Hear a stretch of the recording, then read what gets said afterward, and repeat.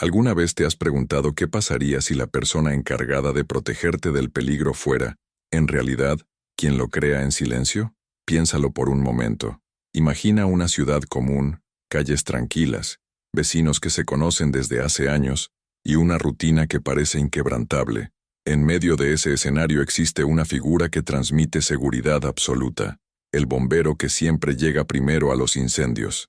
El mismo rostro, la misma sirena, la misma promesa de salvación cada vez que el fuego aparece.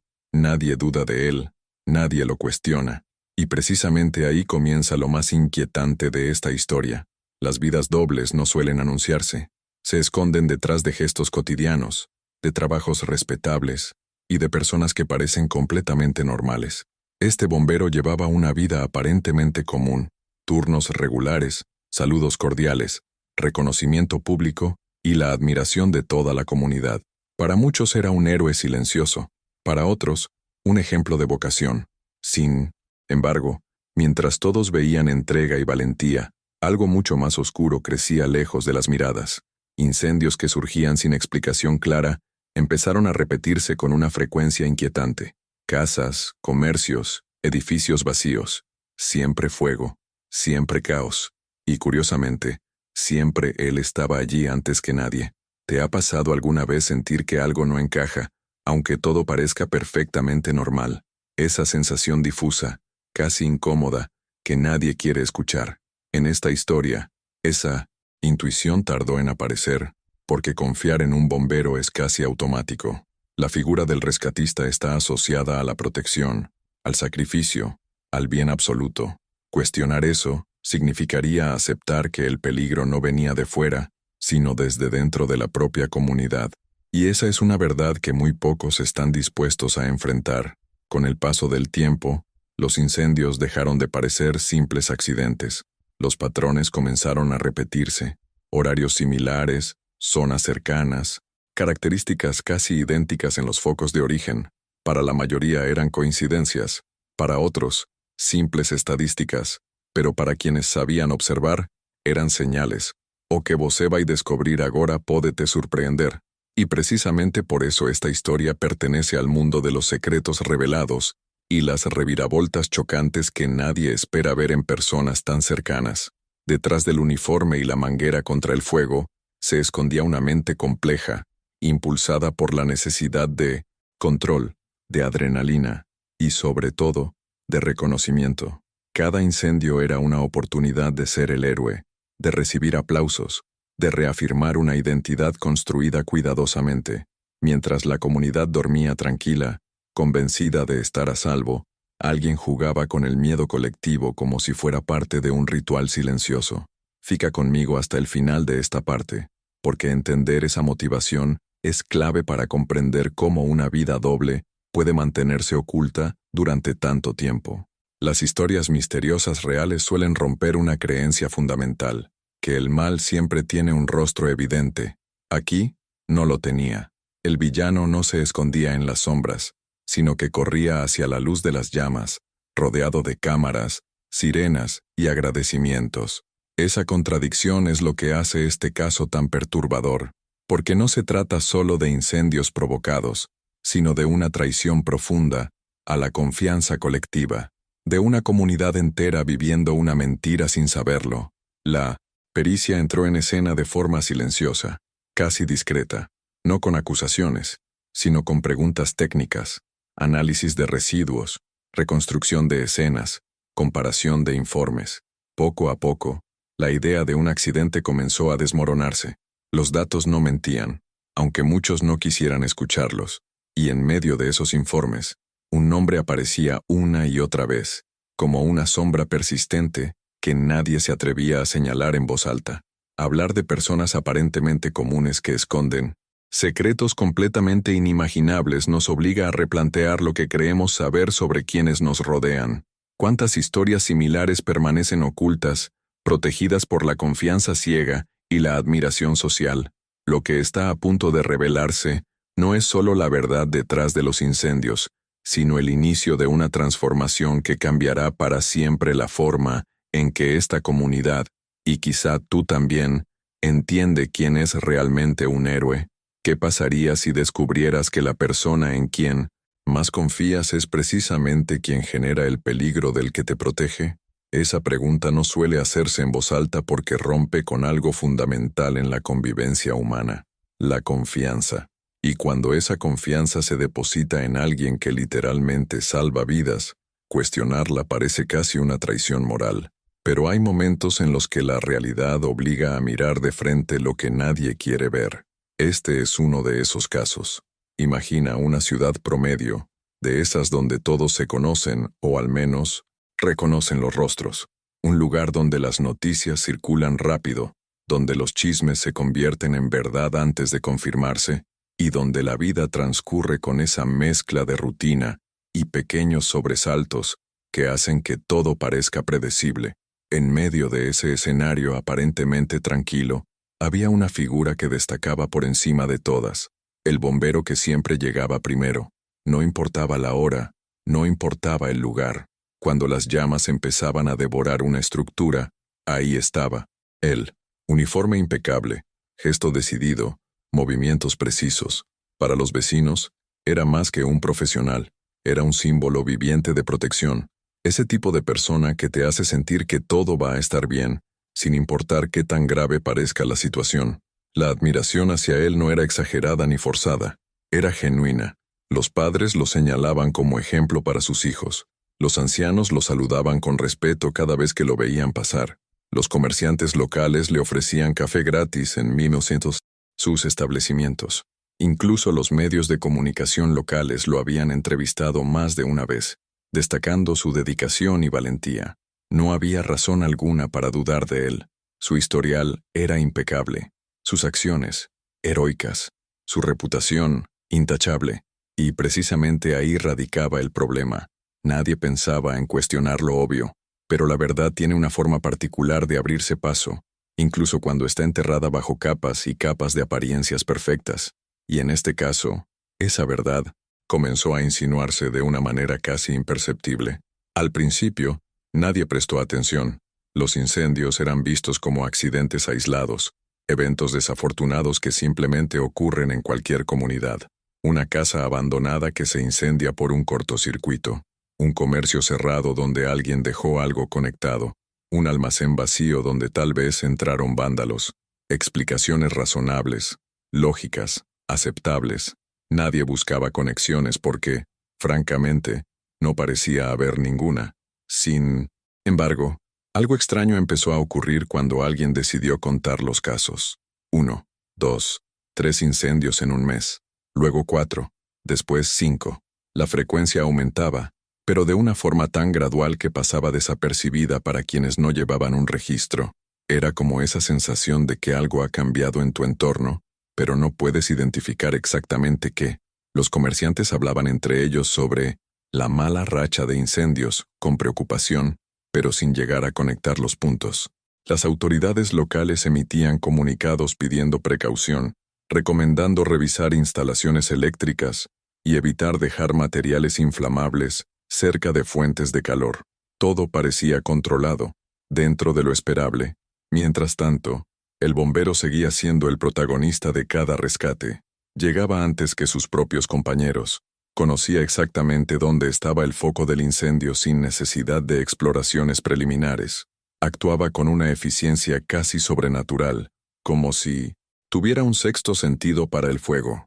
La gente lo atribuía a experiencia, a intuición profesional, a ese don que tienen algunas personas para estar en el lugar correcto, en el momento exacto.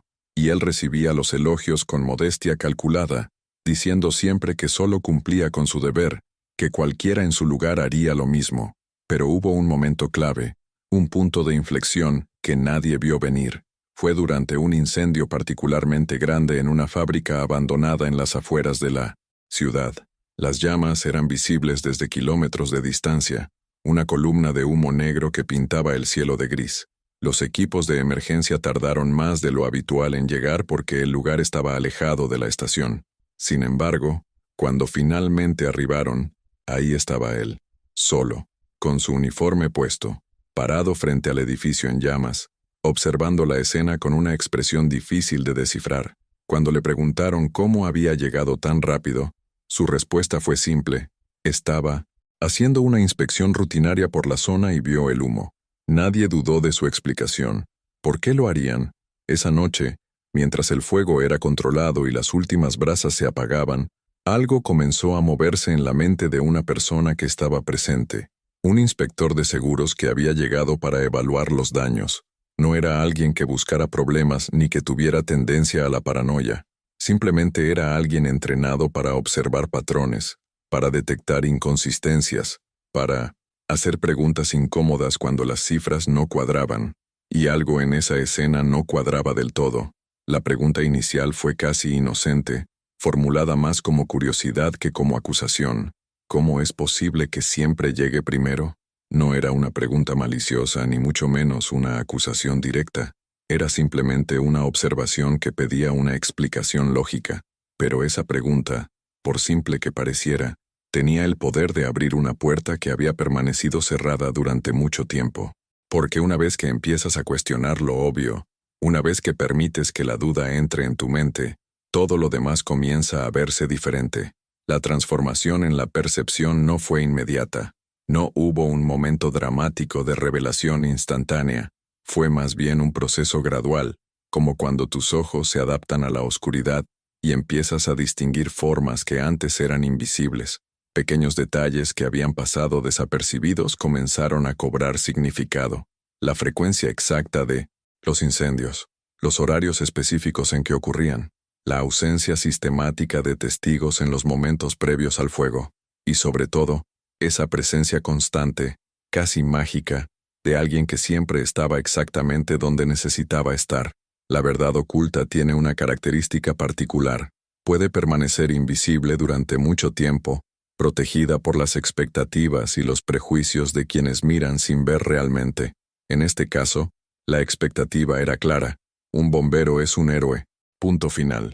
Cuestionar eso significaba cuestionar toda una estructura de confianza comunitaria. Y la mayoría de las personas simplemente no está dispuesta a hacer eso, porque implica aceptar que el mundo no funciona exactamente como creemos que debería funcionar. Pero las decisiones que tomamos sobre a quién creer y en quién confiar tienen consecuencias reales. Y cuando esas decisiones están basadas en apariencias más que en evidencias, el impacto puede ser devastador, porque mientras todos veían dedicación y heroísmo, algo completamente diferente estaba ocurriendo en los bastidores de esa vida aparentemente ejemplar, una jornada secreta que nadie conocía, una realidad paralela que existía justo debajo de la superficie de lo cotidiano. Ahora yo quiero ir aún más profundo en este asunto, porque entender cómo alguien puede construir y mantener una vida doble tan perfecta requiere explorar no solo los hechos, sino también la mentalidad que hace posible semejante contradicción. Y es ahí donde la historia se vuelve verdaderamente inquietante, porque nos obliga a preguntarnos cuántas vidas como esta existen sin que nadie lo sospeche. La construcción de una reputación impecable no ocurre de la noche a la mañana. Requiere tiempo, consistencia y sobre todo la capacidad de entender exactamente qué es lo que la gente necesita ver para sentirse segura. Y este bombero dominaba ese arte a la perfección. Su vida pública era un manual de comportamiento ejemplar, el tipo de existencia que cualquiera señalaría como modelo a seguir. Despertaba temprano, incluso en sus días libres. Saludaba a los vecinos por su nombre. Ayudaba a las señoras mayores a cruzar la calle con sus bolsas del mercado. Jugaba fútbol con los niños del barrio los domingos por la tarde. Era, en pocas palabras, exactamente lo que todos esperaban que fuera. Su rutina diaria era de esas que generan confianza automática. Llegaba puntual a la estación de bomberos, siempre con el uniforme limpio y planchado. Durante sus turnos mantenía el equipo en perfecto estado. Revisaba las mangueras, calibraba los extintores, chequeaba cada detalle del camión de bomberos como si su vida dependiera de ello. Y técnicamente, sí dependía, pero no de la manera en que todos pensaban. Sus compañeros lo admiraban por su dedicación. Los jefes lo ponían como ejemplo en las reuniones de equipo. Si todos trabajaran como él, esta ciudad sería el lugar más seguro del mundo, decían. Y él aceptaba esos elogios con una humildad que parecía genuina, bajando la mirada, sonriendo apenas, diciendo que solo hacía su trabajo. Fuera del horario laboral, su vida social era igualmente impecable. Participaba en eventos comunitarios, asistía a las reuniones de vecinos, ofrecía charlas gratuitas sobre prevención de incendios en escuelas y centros comunitarios. Los niños lo miraban con admiración cuando llegaba con su uniforme para enseñarles cómo usar un extintor. Los adultos tomaban notas mentales de sus consejos sobre detectores de humo y rutas de evacuación. Nadie podía negar que era útil, presente, comprometido. Era el tipo de ciudadano que hace que una comunidad funcione mejor, que aporta valor real más allá de su trabajo oficial. Las historias sobre sus actos heroicos circulaban como leyendas urbanas positivas.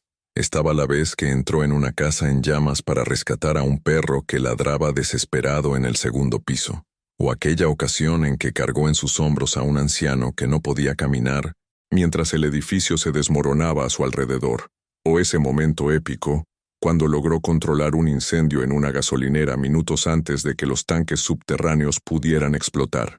Cada una de estas historias era real, verificable, documentada, y cada una reforzaba la imagen de un hombre que ponía su vida en riesgo por el bienestar de los demás. La confianza que generaba no se limitaba a su capacidad profesional, era algo más profundo, casi visceral.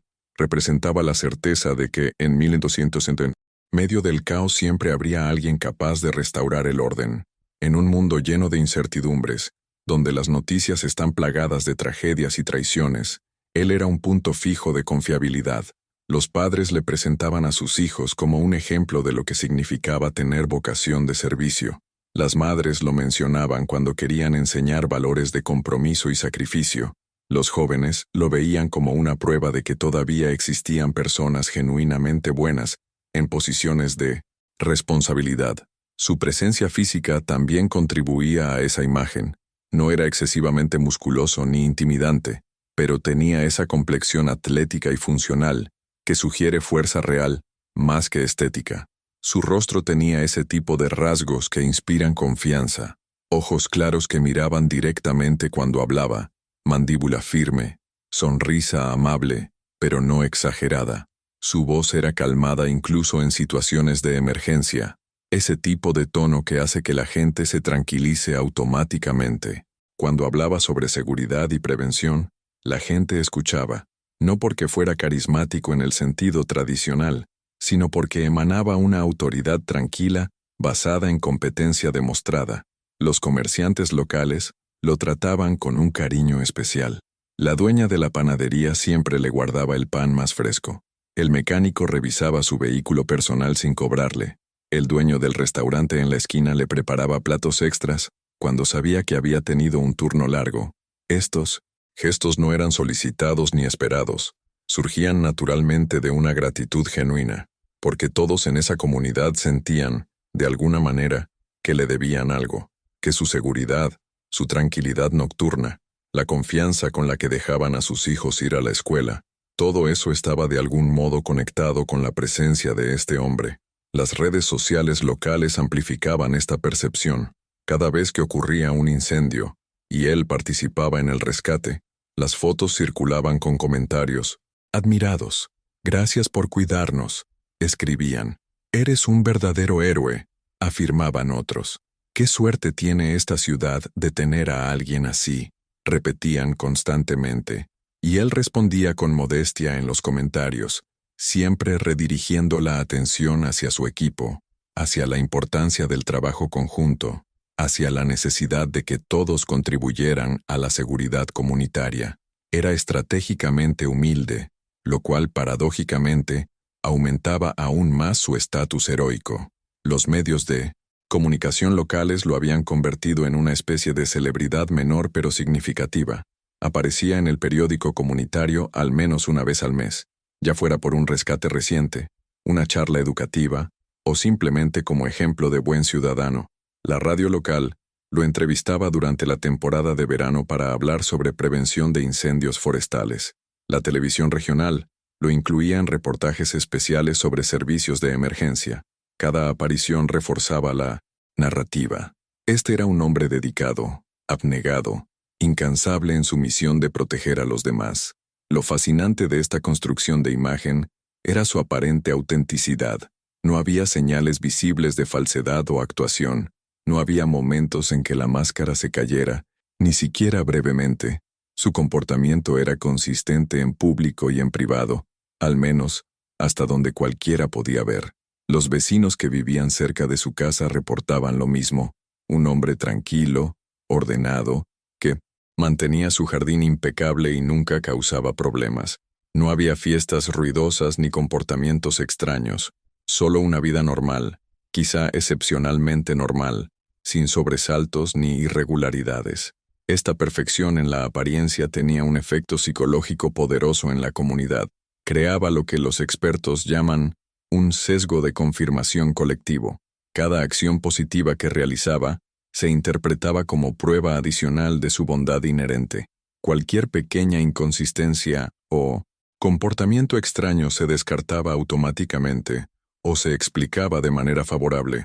Si alguien lo veía en un lugar inusual, a una hora extraña, la explicación más común era que probablemente estaba haciendo una inspección preventiva o ayudando a alguien discretamente.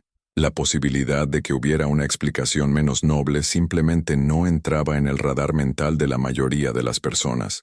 El papel simbólico que ocupaba iba más allá de lo funcional. Representaba una idea, un concepto, abstracto pero poderoso: la existencia de personas genuinamente buenas que protegen a los demás sin pedir nada a cambio.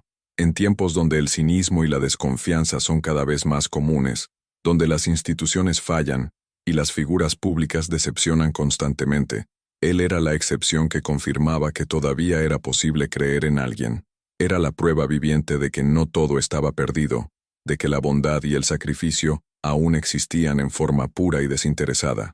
Las conversaciones cotidianas en cafeterías y plazas lo incluían frecuentemente. Deberíamos ser más como él, decía la gente. Ojalá hubiera más personas así, comentaban otros. Se había convertido en un estándar moral, en un punto de referencia para medir el comportamiento cívico. Los políticos locales lo mencionaban en sus discursos como ejemplo de lo mejor de la comunidad. Los líderes religiosos lo citaban en sermones sobre servicio al prójimo. Los maestros lo usaban en clases de educación cívica para ilustrar el concepto de vocación auténtica. Pero detrás de cada imagen pública perfecta, existe una realidad privada que pocas personas pueden ver realmente. Y en este caso, esa realidad privada contenía verdades que contradecían absolutamente todo lo que la comunidad creía saber. Porque mientras todos veían a un Salvador, mientras la admiración crecía y la confianza se consolidaba, algo completamente diferente ocurría en los espacios ocultos de esa vida aparentemente transparente. Una contradicción tan profunda que cuando finalmente saliera a la luz, desafiaría no solo lo que la gente pensaba sobre él, sino también lo que creían entender sobre la naturaleza humana misma. Ahora yo quiero ir aún más profundo en este asunto, porque comprender cómo alguien puede mantener una dualidad tan extrema requiere explorar no solo las apariencias, sino también los patrones que empiezan a surgir cuando alguien finalmente decide mirar con atención. Y esos patrones estaban ahí, esperando ser descubiertos, ocultos a plena vista detrás de una fachada que parecía imposible de penetrar. La línea entre la casualidad y el patrón es más delgada de lo que la mayoría imagina. Durante meses, nadie prestó verdadera atención a la frecuencia creciente de los incendios porque cada uno, tomado individualmente, tenía una explicación razonable: un cortocircuito aquí, una vela olvidada allá, un electrodoméstico defectuoso en otro lugar. Todas razones perfectamente lógicas que ocurren en cualquier ciudad con cierta regularidad. Pero cuando alguien finalmente decidió poner todos los casos juntos en una línea de tiempo, la imagen que emergió era inquietante, no por lo que mostraba explícitamente, sino por lo que sugería de manera sutil. Los números empezaron a hablar su propio lenguaje. En los 2 años anteriores, la ciudad había registrado un promedio de 3 a 4 incendios estructurales por año, cifras normales para una comunidad de ese tamaño. Pero en los últimos 12 meses, esa cifra había saltado a 17, casi un incendio y medio por mes. Cualquier estadístico te diría que ese aumento no es normal, que representa una desviación significativa del comportamiento esperado. Sin embargo, la gente común no piensa en términos estadísticos. Vive el día a día, reacciona a cada evento individual sin conectarlo necesariamente con los anteriores, y eso es exactamente lo que había estado pasando. Lo primero que llamó la atención fue la distribución geográfica. Los incendios no estaban dispersos aleatoriamente por toda la ciudad como cabría esperar. Había una concentración notable en ciertos barrios, particularmente en zonas donde había edificios abandonados o estructuras poco vigiladas, almacenes vacíos, casas deshabitadas esperando renovación, comercios cerrados por quiebra, lugares donde el fuego podía establecerse y crecer antes de que alguien lo notara, lugares donde no había testigos inmediatos. Esta concentración geográfica por sí sola no probaba nada, pero agregaba una capa de curiosidad a la situación. Luego estaba el tema de los horarios. La mayoría de los incendios ocurrían durante la noche o en las primeras horas de la madrugada, ese periodo entre las 2 y las 5 de la mañana cuando la ciudad duerme más profundamente. Hay una lógica aparente en esto. Es cuando las personas están menos alertas, cuando un fuego puede avanzar más antes de ser detectado, pero también es el momento más estratégico si alguien quisiera iniciar un incendio sin ser visto. Nuevamente, tomado solo, este dato podría ser coincidencia, pero sumado a los otros elementos, empezaba a formar parte de algo más grande. Las características de los focos de incendio también presentaban similitudes notables. Los investigadores de seguros, esas personas que la mayoría ignora pero que están entrenadas para detectar irregularidades, comenzaron a notar patrones en cómo y dónde empezaban los fuegos. Varios incendios se originaban en puntos de acceso secundarios, ventanas, traseras, puertas de servicio, sótanos, no en los lugares más obvios donde ocurrirían accidentes eléctricos o descuidos domésticos, y en más de un caso, había evidencia de múltiples focos de ignición, algo extremadamente raro en incendios accidentales, pero común en incendios provocados. Pero lo más extraño, lo que realmente hacía que todo esto pasara de ser curioso a genuinamente sospechoso, era la presencia constante del mismo bombero. No solo llegaba primero, sino que en varios casos había sido él quien reportó el incendio antes de que nadie más lo notara. Su explicación era siempre consistente. Estaba patrullando la zona, haciendo inspecciones de rutina, o simplemente pasaba por casualidad. Y durante meses, esta explicación fue aceptada sin cuestionamientos. ¿Por qué? ¿Por qué dudarías de alguien cuyo trabajo es precisamente estar atento a este tipo de emergencias? Sin embargo, cuando pones todos estos elementos juntos en un mapa y una línea de tiempo, surge una imagen perturbadora. Casi todos los incendios ocurrían en noches cuando él estaba de guardia o tenía turno programado. Casi todos se producían en zonas que quedaban dentro de su ruta habitual de patrullaje, y en un número estadísticamente improbable de casos, él era el primero en llegar, a veces incluso antes de que alguien hubiera marcado el número de emergencia. La probabilidad de que todas estas coincidencias ocurrieran al azar era matemáticamente posible, pero extremadamente baja. Hubo un caso particular que hizo que algunas personas empezaran a conectar puntos que antes parecían desconectados. Un incendio en un depósito industrial abandonado a las 3 de la madrugada. El lugar estaba a casi 20 minutos de la estación de bomberos, en una zona poco transitada incluso durante el día. Cuando el primer llamado de emergencia llegó a la central, informado por un conductor de camión que pasaba por la carretera cercana, la respuesta oficial fue que el equipo llegaría en aproximadamente 15 minutos, pero cuando el camión de bomberos arribó, ahí estaba él ya con su equipo puesto, manguera en mano, combatiendo las llamas, solo. Su explicación fue que estaba realizando una inspección de seguridad nocturna en instalaciones industriales de la zona cuando vio el resplandor del fuego. Inmediatamente se dirigió al lugar, llamó por radio a la estación y comenzó a actuar. La historia era plausible, heroica incluso, pero había un problema técnico que pocos notaron. Ese depósito específico no estaba en la lista oficial de estructuras que requerían inspecciones de seguridad. No había razón burocrática para que él estuviera allí a esa hora. Cuando alguien mencionó esto casualmente, la respuesta fue que él era tan dedicado que iba más allá de sus responsabilidades formales. Y ahí terminó la conversación, excepto que no terminó para todos. El inspector de seguros que había comenzado a hacer preguntas después del incendio en la fábrica abandonada, ahora tenía más material, Para analizar, empezó a revisar informes antiguos, a comparar fechas, horarios, ubicaciones. No lo hacía con una agenda específica, ni buscando culpar a alguien en particular. Simplemente hacía lo que su trabajo le exigía, buscar patrones que pudieran explicar el aumento anormal en reclamaciones por incendios. Y esos patrones estaban empezando a apuntar en una dirección muy incómoda. Mientras tanto, la comunidad seguía sin ver nada extraño. Para ellos, el aumento en incendios era preocupante pero explicable. Edificios viejos, instalaciones eléctricas obsoletas, descuido en propiedades abandonadas, y la presencia constante del bombero heroico era vista como una bendición, no como una anomalía. Menos mal que lo tenemos, decía la gente. Imagina cuánto peor serían las cosas sin alguien tan dedicado. La narrativa dominante era de gratitud, no de sospecha.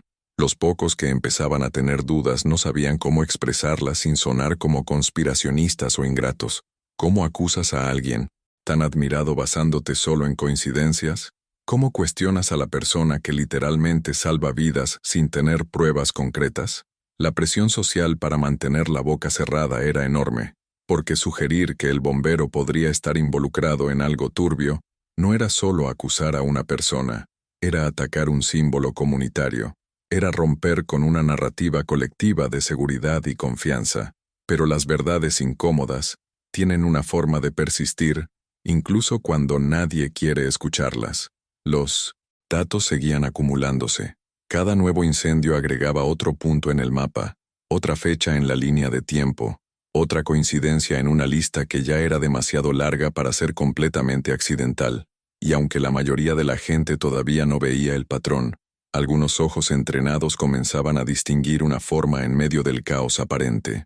Hubo otro incendio particularmente extraño, en una casa que llevaba meses deshabitada mientras se vendía.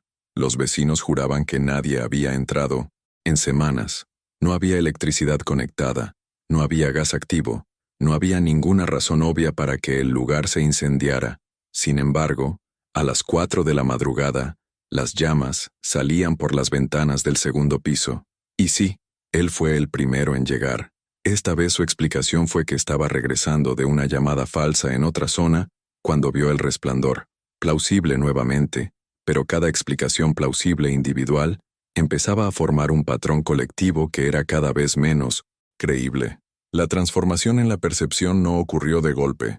Fue gradual, casi imperceptible al principio. Algunas personas empezaron a hacer comentarios casuales que antes no habrían hecho. ¿No te parece raro que siempre esté ahí?, preguntaba alguien en una conversación de café. Es casi como si supiera dónde va a ocurrir el próximo incendio, comentaba otro, todavía en tono de broma pero con un filo de inquietud real.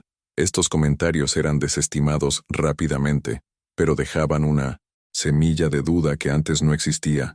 Los números no mienten, pero las personas sí interpretan los números de formas que se ajustan a sus creencias previas, y la mayoría de la comunidad todavía no estaba lista para creer lo que los números estaban empezando a sugerir, porque aceptar esa posibilidad significaba replantear completamente su comprensión de la realidad, admitir que habían estado ciegos a algo obvio, reconocer que su confianza había sido mal depositada, y eso es algo que la mente humana resiste con todas sus fuerzas. Ahora yo quiero ir aún más profundo en este asunto, porque entender cómo los pequeños detalles que parecen insignificantes empiezan a acumularse hasta formar una imagen completa, requiere observar con la misma atención que tienen aquellos que finalmente decidieron mirar más allá de las apariencias. Y esos detalles estaban ahí, esperando ser conectados por alguien dispuesto a hacer las preguntas incómodas. La verdad se esconde en los detalles que nadie considera importantes. Son esas pequeñas cosas que tu cerebro registra, pero descarta automáticamente porque no encajan en la narrativa principal que has construido. Y en este caso, esos detalles empezaron a acumularse de una manera que resultaba cada vez más difícil de ignorar para quienes realmente prestaban atención. No eran evidencias contundentes ni pruebas definitivas, pero eran inconsistencias suficientes como para generar esa sensación incómoda de que algo no estaba del todo bien. 1 de 1905. Los primeros elementos que llamó la atención fue su comportamiento inmediatamente después de cada incendio. mientras sus compañeros mostraban signos evidentes de agotamiento, frustración o incluso trauma después de combatir un fuego particularmente intenso. Él parecía energizado. No era exactamente alegría, porque eso habría sido demasiado obvio y socialmente inaceptable. Era más bien una especie de satisfacción contenida, una vivacidad que contrastaba con el cansancio general del equipo. Sus ojos brillaban de una manera particular cuando describía cómo había controlado las llamas, cómo había encontrado el foco exacto, cómo había tomado las decisiones correctas bajo presión. Algunos de sus compañeros empezaron a notar que él hacía preguntas extrañas después de los incendios, no las preguntas técnicas normales sobre procedimientos o mejoras en el protocolo, sino preguntas sobre quién había visto qué, quién había llegado primero además de él, qué comentarios había escuchado la gente. Era como si estuviera evaluando qué tanto sabían los demás, qué habían observado, qué conexiones podrían estar haciendo. Estas preguntas eran suficientemente sutiles como para parecer curiosidad profesional, pero suficientemente frecuentes como para generar una ligera incomodidad en quienes las recibían constantemente. Luego estaba el tema de su equipo personal. Tenía un nivel de preparación que iba más allá de lo profesional y entraba en territorio de obsesión.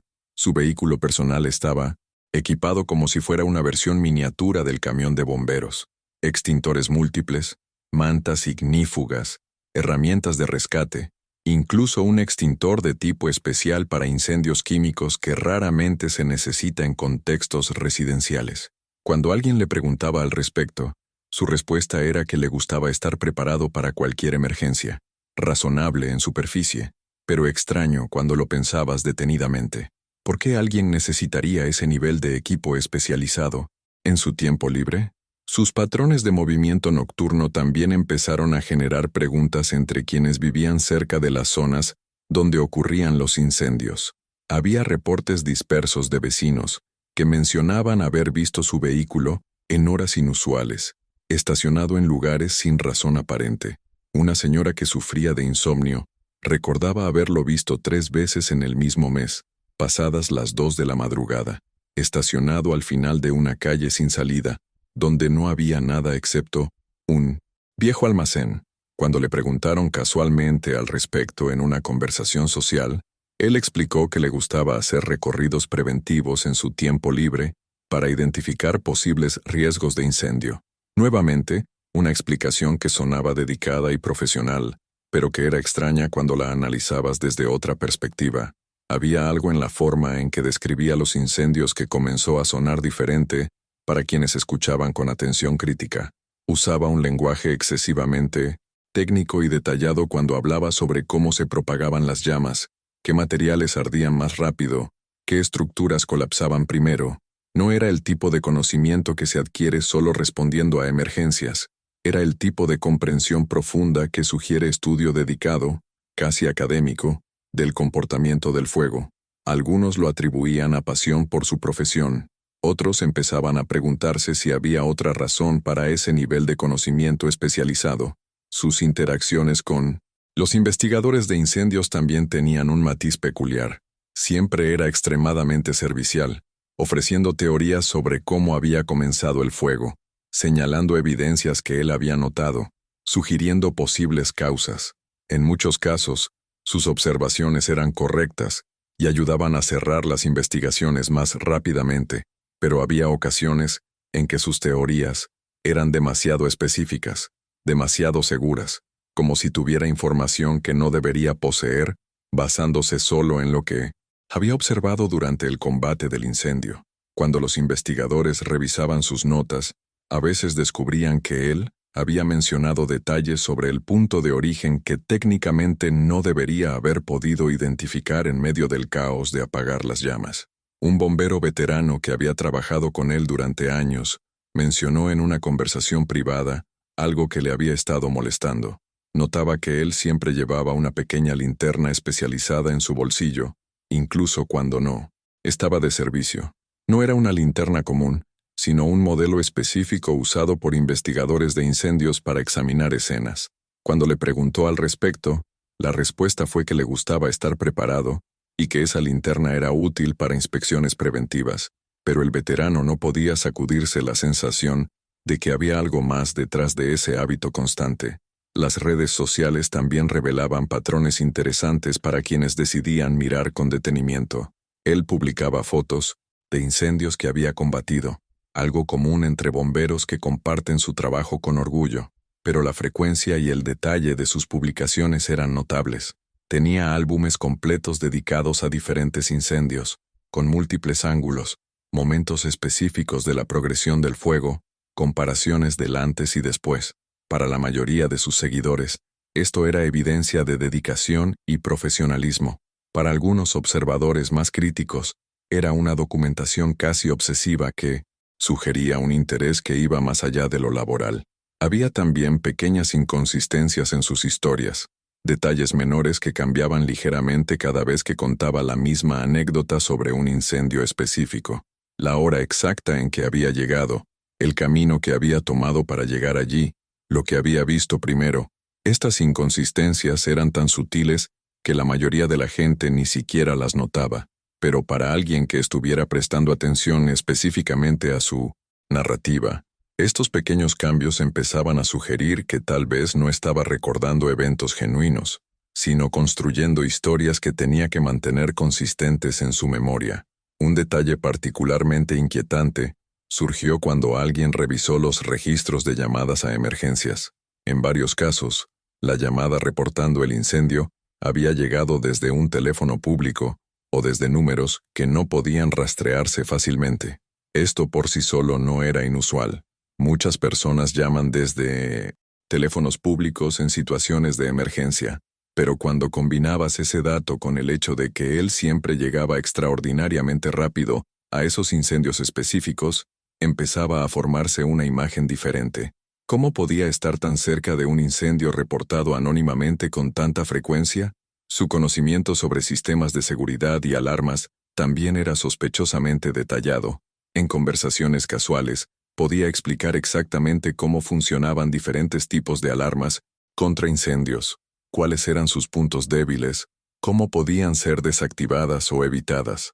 Decía que este conocimiento era necesario para su trabajo, para entender cómo responder cuando las alarmas fallaban, pero el nivel de detalle era el tipo de información que alguien necesitaría si quisiera evitar que una alarma se activara prematuramente, no necesariamente para responder cuando ya se había activado. Las conversaciones que tenía con propietarios de edificios abandonados o en desuso, también, tenían un tono particular. Siempre insistía en hacer inspecciones gratuitas de estos lugares, ofreciendo sus servicios voluntariamente para identificar riesgos de incendio. Los propietarios lo veían como un gesto generoso y profesional, pero estas inspecciones le daban acceso completo a edificios que luego, en varios casos, terminaban incendiándose. Nuevamente, tomado individualmente, esto podía ser coincidencia, pero cuando lo ponías en contexto con todo lo demás, agregaba otra pieza a un rompecabezas que empezaba a tener forma reconocible. Había momentos en que parecía saber demasiado sobre los planes de los propietarios de ciertos edificios. Mencionaba casualmente que determinado lugar estaba a punto de ser demolido, o que otro estaba esperando venta, o que un tercero tenía problemas de seguro.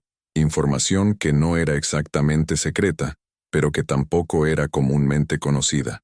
Y curiosamente, varios de esos edificios sobre los que él había comentado terminaban incendiándose antes de que los planes mencionados pudieran ejecutarse. Un psicólogo que casualmente escuchó algunas de sus descripciones detalladas sobre incendios notó algo interesante en su lenguaje corporal. Cuando hablaba sobre combatir fuegos, mostraba todos los signos de excitación genuina, pupilas dilatadas, aumento en el ritmo del habla, gestos más animados. No era la respuesta típica de alguien que ha vivido experiencias traumáticas o estresantes. Era más similar a la respuesta de alguien que recuerda momentos de intensa satisfacción o logro personal.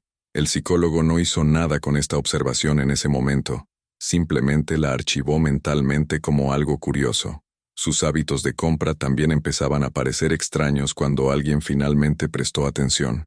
Un empleado de una ferretería local mencionó que él compraba cantidades inusuales de ciertos materiales, trapos, solventes, contenedores metálicos pequeños.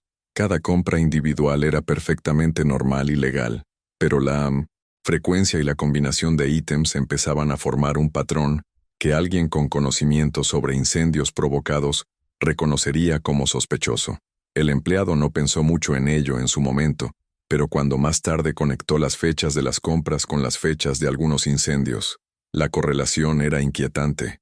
Ahora yo quiero ir aún más profundo en este asunto, porque comprender qué impulsa a alguien a construir una vida basada en contradicciones tan extremas requiere explorar no solo las acciones visibles, sino también la psicología oculta que las hace posibles, y esa exploración nos lleva a territorios perturbadores sobre la naturaleza de la identidad, el reconocimiento y la necesidad humana de sentirse importante. Entender la mente de alguien que vive una contradicción tan profunda requiere ir más allá de las explicaciones simples sobre el bien y el mal. No estamos hablando de un villano de película que disfruta del caos por el simple placer de destruir. Estamos hablando de algo mucho más complejo y perturbador, una persona que necesita crear el problema para poder ser quien lo resuelve. Es una forma de control absolutamente retorcida, donde el poder no viene de prevenir el desastre, sino de orquestarlo y luego convertirse en el salvador. Y esa dinámica psicológica es más común de lo que nos gustaría admitir. Existe un fenómeno bien documentado en psicología forense, conocido como el síndrome del héroe. Ocurre cuando alguien deliberadamente crea situaciones de crisis para poder intervenir y recibir reconocimiento por resolverlas. No es exclusivo de bomberos, aunque en ese campo tiene una manifestación particularmente peligrosa. Enfermeras que envenenan pacientes para luego revivirlos y parecer heroicas. Guardias de seguridad que fabrican amenazas para poder neutralizarlas. Bomberos que inician incendios para poder apagarlos. El patrón subyacente es siempre el mismo. La necesidad desesperada de validación externa combinada con la capacidad de racionalizar comportamientos destructivos. Lo fascinante y aterrador de este patrón es que no surge de la nada. Generalmente tiene raíces profundas en experiencias tempranas donde la persona aprendió que el reconocimiento y el afecto vienen condicionados al desempeño excepcional. Tal vez creció en un ambiente donde solo recibía atención cuando hacía algo extraordinario. Quizá descubrió temprano que ser normal significaba ser invisible, y esa invisibilidad era intolerable. O, posiblemente experimentó momentos de heroísmo genuino que le dieron un sabor de admiración tan intenso que se volvió adictivo, comparable a cualquier droga conocida. La adrenalina juega un papel crucial en esta dinámica. El cuerpo humano responde a situaciones de emergencia con una cascada de neurotransmisores y hormonas que generan sensaciones intensamente placenteras en ciertos individuos, mientras la mayoría de las personas encuentran el estrés extremo desagradable e incluso traumático. Algunos cerebros están programados para experimentarlo como profundamente gratificante. Para estas personas, la vida cotidiana se siente aburrida, gris, carente de significado. Necesitan ese pico de intensidad para sentirse realmente vivos. Y si esos picos no ocurren naturalmente con suficiente frecuencia, su mente empieza a buscar formas de crearlos. Pero la adrenalina por sí sola no explica completamente el fenómeno. Hay algo más profundo en juego. La construcción de identidad. Para alguien, atrapado en este patrón, ser el bombero heroico no es simplemente lo que hace, es fundamentalmente quién es. Su sentido completo de valor personal está anclado en esa imagen pública. Sin los incendios, sin las oportunidades de rescate, sin la admiración constante, esa identidad se desmorona, y enfrentar el vacío existencial que quedaría sin esa identidad es literalmente impensable. Entonces la mente hace lo que las mentes hacen cuando se enfrentan a amenazas existenciales. Encuentra formas de preservar la identidad a cualquier costo. La racionalización que permite este comportamiento es extraordinariamente sofisticada. No es que la persona se despierte un día y decida conscientemente convertirse en un villano. Es un proceso gradual de justificaciones incrementales. Tal vez empezó con algo pequeño. Exagerar ligeramente su papel en un rescate, tomar crédito por acciones de otros, buscar activamente situaciones de riesgo para poder intervenir. Cada pequeña transgresión necesita ser justificada mentalmente, Y esas justificaciones crean la base psicológica para transgresiones mayores. Las justificaciones pueden sonar algo así en la narrativa interna. Los edificios abandonados son peligrosos de todos modos. Eventualmente se habrían incendiado. Estoy haciendo un servicio al demostrar cuán importante es el departamento de bomberos. Nadie resulta herido, solo son estructuras vacías. Mi trabajo salva más vidas de las que estos pequeños fuegos podrían poner en riesgo. La comunidad necesita ver el peligro real para tomar la prevención en serio. Cada una de estas justificaciones contiene un grano de verdad retorcido que hace más fácil creer en ella. El control es otro elemento fundamental en esta psicología.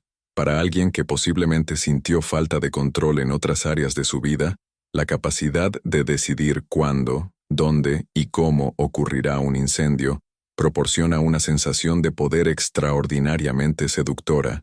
No está a merced de los eventos aleatorios, como sus compañeros. Él determina los eventos. Él escribe el guión. Él es simultáneamente el director y el protagonista de su propio drama personal, mientras todos los demás son simplemente espectadores que reaccionan según el plan que él ha diseñado. Esta necesidad de control a menudo se relaciona con sentimientos profundos de inadecuación en otras áreas de la vida. Tal vez en sus relaciones personales se siente impotente o invisible. Quizá profesionalmente, a pesar de su éxito aparente, internamente duda de sus capacidades reales. Posiblemente compara su vida con algún ideal inalcanzable y siempre se encuentra insuficiente. Los incendios que él mismo provoca se convierten en el único dominio donde se siente completamente competente, donde no hay dudas ni inseguridades, donde su valor es indiscutible y medible en vidas salvadas y propiedades protegidas. La doble vida que resulta de esta psicología no se experimenta necesariamente como una mentira desde la perspectiva interna de la persona. Esto es crucial para entender cómo puede mantenerse durante tanto tiempo sin que la persona se delate a sí misma.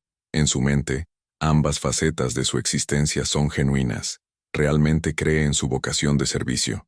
Genuinamente experimenta satisfacción al salvar lo que puede ser salvado. Auténticamente se preocupa por la seguridad comunitaria en algún nivel. El hecho de que él mismo está creando las amenazas queda compartimentalizado en una parte separada de su conciencia, protegido por mecanismos de defensa psicológicos tan fuertes que incluso él mismo no ve la contradicción completa. Esta compartimentalización es una capacidad mental sorprendente y aterradora. El cerebro humano puede mantener creencias completamente contradictorias en diferentes compartimentos mentales, impidiendo que entren en contacto directo entre sí. Cuando está en modo bombero heroico, realmente está en ese papel, sintiendo esas emociones, creyendo esa narrativa. Cuando está en modo iniciador de incendios, opera bajo un conjunto diferente de justificaciones y percepciones. Las dos identidades coexisten sin necesariamente reconocerse mutuamente plenamente. El reconocimiento social actúa como un refuerzo constante de este patrón. Cada elogio, cada artículo de periódico, cada agradecimiento público valida la identidad heroica y proporciona justificación retroactiva para crear las situaciones que generan ese reconocimiento. Se convierte en un ciclo autosostenible. Necesita el reconocimiento, crea la oportunidad para obtenerlo, recibe la validación, que refuerza la necesidad de más reconocimiento. Como cualquier adicción, la tolerancia aumenta con el tiempo. Lo que antes proporcionaba satisfacción suficiente, eventualmente deja de ser suficiente, requiriendo incendios más grandes, rescates más dramáticos, riesgos más altos. Hay también un elemento de juego en esta psicología. Para alguien con esta mentalidad, existe un desafío intelectual en crear situaciones complejas que luego debe resolver.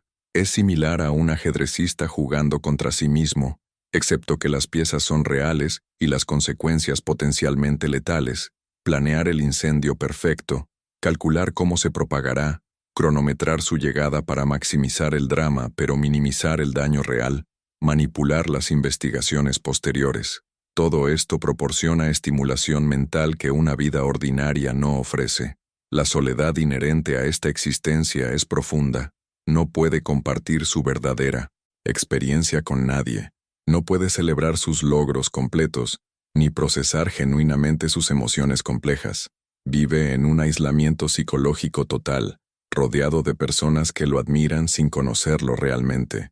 Y esa soledad probablemente alimenta aún más la necesidad de crear situaciones dramáticas donde al menos siente una conexión intensa, aunque artificial, con otros a través del acto compartido de enfrentar la crisis. Lo más perturbador de comprender esta psicología es reconocer que no estamos hablando de un monstruo incomprensible, sino de procesos mentales que existen en espectros dentro de la experiencia humana normal. La necesidad de reconocimiento, el deseo de control, la búsqueda de significado, la adicción a la intensidad, todos estos son impulsos humanos comunes. La diferencia está en el grado extremo y en la ausencia de mecanismos regulatorios internos que normalmente impedirían que estos impulsos se manifestaran en comportamientos tan destructivos. Ahora yo quiero ir aún más profundo en este asunto, porque entender cómo la ciencia forense y la investigación técnica comienzan a desmantelar narrativas tan cuidadosamente construidas nos muestra que incluso las mentiras más elaboradas dejan rastros que ojos entrenados pueden detectar, y esos rastros estaban empezando a formar un camino que llevaba directamente hacia la verdad que nadie quería enfrentar. La ciencia forense tiene una característica que la hace profundamente inquietante para quienes intentan ocultar la verdad. Es completamente indiferente a las narrativas sociales. No le importa quién es admirado o respetado. No se deja influenciar por reputaciones impecables ni historiales heroicos. Simplemente observa evidencia física, aplica principios químicos y físicos, y llega a conclusiones basadas en datos objetivos. Y cuando finalmente se aplicó ese escrutinio riguroso a la serie de incendios que había plagado la comunidad, la narrativa oficial comenzó a desmoronarse de formas que nadie anticipaba. El punto de inflexión llegó cuando las compañías de seguros, enfrentando reclamaciones cada vez mayores, decidieron traer investigadores especializados desde fuera de la comunidad. No porque desconfiaran específicamente del departamento de bomberos local, sino simplemente porque los números no tenían sentido desde una perspectiva actuarial. Las pérdidas estaban superando los modelos estadísticos por márgenes demasiado amplios, y cuando el dinero está en juego a esa escala, las aseguradoras aplican recursos significativos para entender qué está pasando realmente. Los investigadores forenses que llegaron eran especialistas en incendios provocados, personas que habían pasado décadas estudiando los patrones distintivos que diferencian un fuego accidental de uno intencional. Llegaron sin prejuicios sobre la comunidad, sin conocimiento de la dinámica social local, sin ninguna inversión emocional en mantener ciertas narrativas intactas. Solo traían experiencia técnica, equipo especializado y una metodología sistemática para analizar evidencia física. Lo primero que hicieron fue algo aparentemente simple pero revelador. Fotografiaron y mapearon meticulosamente los restos de cada incendio reciente. No se limitaron a mirar dónde había estado el foco más intenso del fuego, sino que analizaron patrones de quemado en paredes, techos y pisos. Estos patrones cuentan historias específicas sobre cómo se propagó el fuego, qué temperaturas alcanzó en diferentes puntos, cuánto tiempo ardió antes de ser controlado. Para ojos entrenados, estos patrones son tan legibles como texto escrito.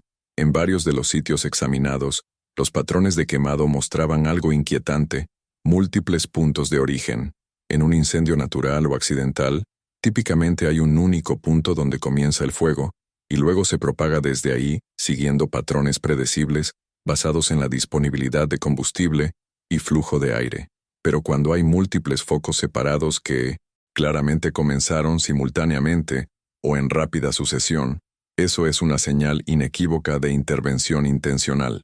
Y esta característica aparecía una y otra vez en los informes de estos incendios supuestamente accidentales. El análisis químico de los residuos agregó otra capa de evidencia perturbadora. Los investigadores tomaron muestras de materiales quemados de los puntos donde el fuego había sido más intenso y las enviaron a laboratorios especializados. Estas muestras fueron sometidas a cromatografía de gases y espectrometría de masas, técnicas que pueden detectar trazas microscópicas de acelerantes, sustancias como gasolina, queroseno disolventes o alcoholes, que se usan para iniciar o intensificar fuegos intencionalmente. Los resultados fueron concluyentes en más de la mitad de los casos examinados. Había presencia clara de acelerantes en concentraciones y patrones de distribución que no podían explicarse por presencia accidental. No era simplemente que hubiera trazas de gasolina, lo cual podría explicarse por herramientas de jardín almacenadas.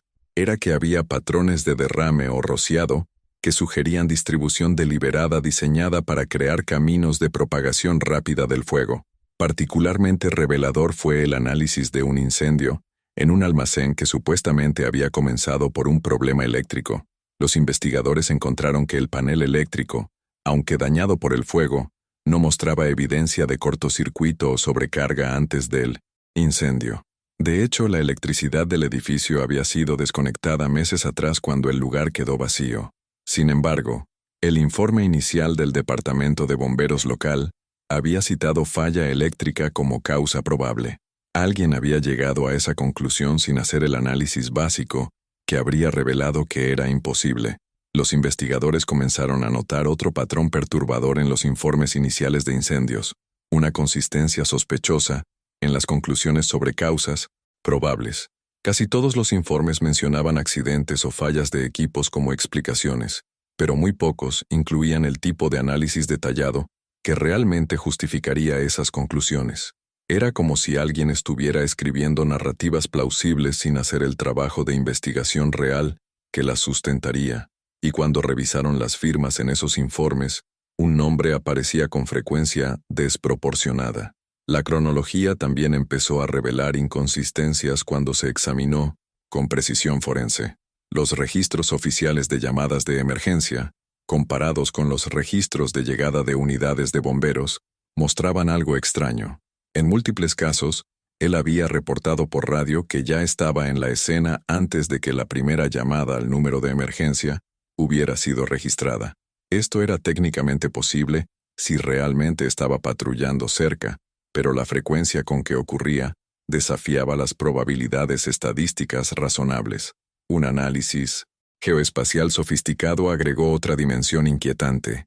Los investigadores mapearon todos los incendios en un sistema de información geográfica, junto con datos sobre turnos de trabajo, rutas de patrullaje declaradas y tiempos de respuesta. Cuando estos datos se visualizaron juntos, emergió un patrón claro. Los incendios se agrupaban temporal y espacialmente de formas que correlacionaban fuertemente con la presencia y disponibilidad de una persona específica. Las probabilidades de que esto fuera coincidencia eran astronómicamente bajas. Los investigadores también entrevistaron nuevamente a testigos que habían estado presentes en varios de los incendios. Esta vez, en lugar de hacer preguntas generales, hicieron preguntas específicas sobre detalles técnicos. ¿Qué tan avanzado estaba el fuego cuando llegaron los bomberos? ¿Había olores distintivos antes de que el fuego se volviera visible? ¿Notaron algo inusual en los minutos u horas previas? Las respuestas a estas preguntas empezaron a pintar un cuadro diferente del que los informes oficiales habían presentado. Un vecino recordó haber visto una figura con linterna inspeccionando un edificio abandonado la noche antes de que se incendiara. No había pensado mucho en ello en su momento, asumiendo que era algún inspector o el propietario, pero cuando se le mostraron fotos, identificó el tipo específico de vehículo que había estado estacionado fuera. Otro testigo mencionó haber olido algo químico, casi como disolvente, cerca de un comercio cerrado horas antes de que se incendiara, aunque en ese momento no le dio importancia. La reconstrucción técnica de cómo había progresado cada incendio reveló otro detalle perturbador. En varios casos, el fuego había sido diseñado de manera que pareciera más dramático de lo que realmente era peligroso. Había mucho humo y llamas visibles, perfectos para crear una escena impresionante, pero el daño estructural real era relativamente limitado en las etapas iniciales. Era como si alguien con conocimiento experto sobre comportamiento del fuego hubiera calculado exactamente cómo crear un espectáculo visual máximo, mientras mantenía el control suficiente para poder rescatar la situación de manera heroica. Los registros de compras también entraron en el análisis. Con órdenes judiciales apropiadas, Los investigadores obtuvieron registros de transacciones de ferreterías y tiendas de suministros en la zona. Buscaban patrones de compra de materiales que pudieran usarse para iniciar incendios: trapos, contenedores, líquidos inflamables, dispositivos de ignición retardada. Y encontraron que alguien había estado comprando estas combinaciones de ítems con regularidad, siempre pagando en efectivo, siempre en tiendas diferentes para evitar llamar la atención. Un empleado de ferretería que fue entrevistado recordó transacciones específicas, porque le había parecido extraño que alguien comprara exactamente esos ítems juntos. No es ilegal ni nada, explicó, pero cuando alguien compra trapos, un bidón metálico pequeño y disolvente industrial, y no está comprando ninguna otra cosa relacionada con un proyecto real de pintura o limpieza, te quedas pensando qué planea hacer con eso. Las fechas de esas compras correlacionaban inquietantemente bien con las fechas de incendios posteriores. La evidencia más condenatoria vino del análisis de secuencias temporales. Los investigadores crearon una línea de tiempo detallada que mostraba cuándo habían ocurrido los incendios, cuándo habían sido reportados, cuándo había llegado cada unidad de respuesta, y cuándo se habían hecho ciertas compras o se habían observado ciertos comportamientos sospechosos. Cuando todos estos datos se integraron, la imagen resultante era devastadoramente clara. Había un patrón de preparación, ejecución y respuesta que giraba alrededor de una persona específica. Los investigadores presentaron sus hallazgos preliminares a las autoridades locales en una reunión cerrada. La atmósfera en esa sala era de shock absoluto y rechazo inicial. Lo que estaban sugiriendo era casi inconcebible para quienes conocían al bombero personalmente. Pero los datos no mentían, y la metodología era sólida. Cada pieza de evidencia individual podría tener explicaciones alternativas, pero la convergencia de todas ellas apuntando en la misma dirección eliminaba la duda razonable desde una perspectiva científica. La desconstrucción de la narrativa oficial había comenzado, y una vez iniciado ese proceso, era imposible detenerlo. La verdad técnica empezaba a emerger de debajo de capas de confianza social y suposiciones comunitarias, y esa verdad era profundamente incómoda, porque obligaba a todos a reconsiderar no solo los eventos específicos, sino también su propia capacidad de juicio y percepción. Ahora yo quiero ir aún más profundo en este asunto, porque entender cómo todos estos hilos de evidencia se tejen juntos para formar un caso definitivo requiere ver cómo los patrones individuales se transforman en una imagen completa que ya no puede ser negada o racionalizada, y esa transformación estaba a punto de ocurrir de una manera que cambiaría todo para esta comunidad. Hay un momento específico en toda investigación compleja donde los datos dejan de ser piezas dispersas de información y se convierten en una narrativa cohesiva e inevitable. Es como esos rompecabezas, donde de repente ves la imagen completa, después de haber estado mirando fragmentos inconexos durante horas.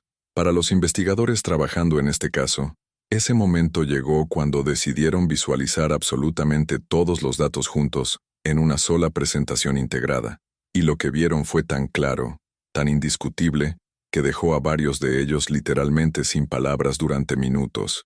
La visualización era relativamente simple en concepto, pero devastadora en sus implicaciones. Un mapa grande de la ciudad con cada incendio marcado, codificado por colores según la fecha, líneas temporales, que mostraban turnos de trabajo, patrones de movimiento, compras relevantes y reportes de testigos, gráficos que correlacionaban múltiples variables simultáneamente, y en el centro de todo, como el ojo de un huracán, estaba la presencia constante e innegable de una sola persona.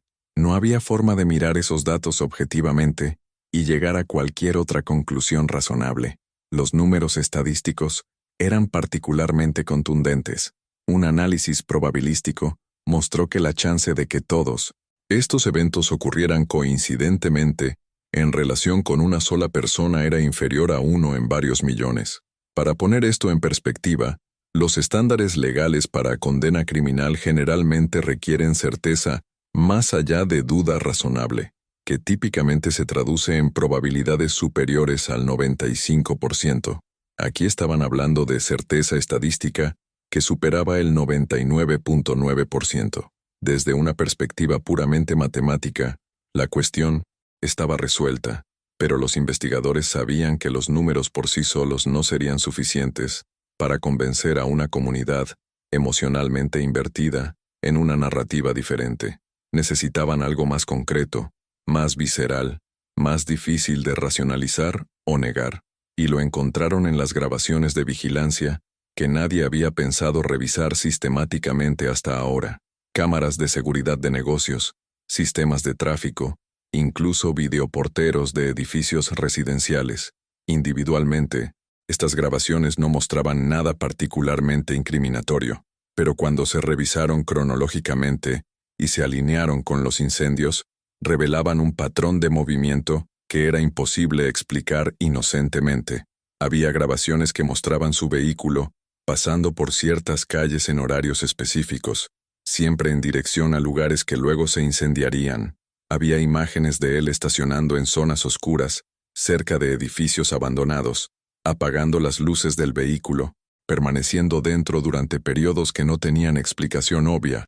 Había clips donde se le veía caminando con una bolsa o mochila hacia estructuras vacías, permaneciendo dentro brevemente, y luego saliendo sin la bolsa. Y luego, invariablemente dentro de las siguientes horas o días, ese edificio específico ardería. Una secuencia de video fue particularmente reveladora. Mostraba su vehículo llegando a un almacén industrial, abandonado a las 2:15 de la madrugada. Las luces del vehículo se apagaban. Aproximadamente 12 minutos después, una figura que coincidía con su complexión salía del edificio, regresaba al vehículo y se marchaba. A las 3:07 de esa misma madrugada, el primer reporte de fuego en ese almacén llegó a la central de emergencias, y a las 3:11, él radiaba desde su vehículo diciendo que podía ver humo desde su ubicación y se dirigía al lugar. El margen temporal era demasiado preciso para ser coincidencia. Los investigadores también descubrieron algo en los registros telefónicos que había pasado desapercibido. Aunque él era cuidadoso en no usar su teléfono personal para llamadas relacionadas con los incendios, los metadatos de localización de su dispositivo contaban su propia historia. Los registros de torres celulares mostraban exactamente dónde había estado su teléfono en momentos específicos, y esas ubicaciones correlacionaban perfectamente con las escenas de múltiples incendios en los minutos previos a que fueran reportados. La tecnología que muchas personas olvidan que existe constantemente había estado documentando sus movimientos. El cruce de datos financieros agregó otra dimensión al caso. Aunque pagaba en efectivo por las compras sospechosas, tenía que obtener ese efectivo de algún lugar. Los registros bancarios mostraban retiros consistentes de efectivo justo antes de los periodos donde ocurrían clústeres de incendios. No eran cantidades enormes que llamaran la atención individualmente, pero el síntesis patrón era notable. Retiro de efectivo, seguido dentro de días por compras en ferreterías, seguido dentro de horas o días por incendios. Este ciclo se repetía con una regularidad que eliminaba cualquier explicación alternativa plausible. Los investigadores también entrevistaron nuevamente a sus compañeros bomberos, pero esta vez con preguntas mucho más específicas y dirigidas. Sin revelar explícitamente la dirección de la investigación, preguntaron sobre comportamientos específicos, comentarios particulares, momentos donde algo les había parecido extraño pero lo habían descartado. Y las respuestas empezaron a llenar vacíos cruciales en la narrativa. Un compañero mencionó que a veces parecía saber exactamente dónde buscar víctimas o focos de fuego sin la exploración normal que requeriría. Otro recordó comentarios extrañamente específicos sobre cómo ciertos materiales ardían o cómo se propagaría el fuego en estructuras particulares. Hubo un momento particularmente significativo cuando un bombero veterano, después de escuchar las preguntas cuidadosas de los investigadores, se quedó en silencio por varios minutos. Luego dijo algo que resonó profundamente. Siempre pensé que era solo excepcionalmente bueno en su trabajo, pero ahora que lo piensan de esta manera es casi como si tuviera información privilegiada, como si supiera cosas que no debería poder saber solo por experiencia. Ese comentario capturaba exactamente lo que los datos estaban mostrando. El análisis forense de sus herramientas y equipo personal realizado con una orden de registro, reveló residuos químicos consistentes con acelerantes en lugares donde no deberían estar si solo estaba combatiendo incendios. Su vehículo personal contenía trazas de los mismos compuestos encontrados en múltiples escenas de incendios. Su garaje tenía materiales almacenados en combinaciones que no tenían explicación legítima. Cada nueva capa de evidencia física reforzaba la conclusión que los datos ya habían establecido. Los Synotiris investigadores también descubrieron borradores de informes de incendios en su computadora que habían sido creados antes de que los incendios realmente ocurrieran. Esto fue descubierto a través de metadatos de archivos que mostraban fechas de creación y modificación. Había documentos que describían incendios específicos, incluyendo detalles sobre causas probables y progresión del fuego, que habían sido escritos horas o incluso días antes de que esos incendios sucedieran.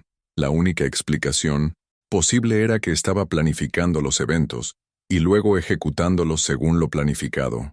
Un psicólogo forense revisó todas las entrevistas, declaraciones públicas y publicaciones en redes sociales, aplicando análisis de lenguaje especializado. Identificó patrones consistentes con lo que se conoce como fuga de conocimiento culpable, pequeñas señales verbales donde alguien revela información que solo el perpetrador podría conocer. Había comentarios donde mencionaba detalles sobre incendios específicos que no habían sido incluidos en reportes públicos. Había descripciones que usaban perspectiva o conocimiento que solo alguien que había estado presente antes del descubrimiento del fuego podría tener. La conexión entre todos estos elementos creó lo que en círculos forenses se conoce como un caso de convergencia de evidencia independiente.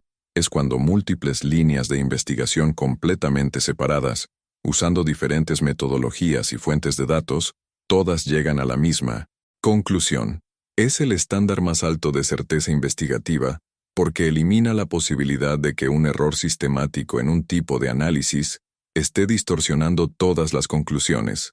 Los investigadores principales se reunieron para revisar la totalidad de la evidencia antes de presentar formalmente sus conclusiones. La atmósfera en esa reunión era sombría porque todos entendían las implicaciones de lo que habían descubierto.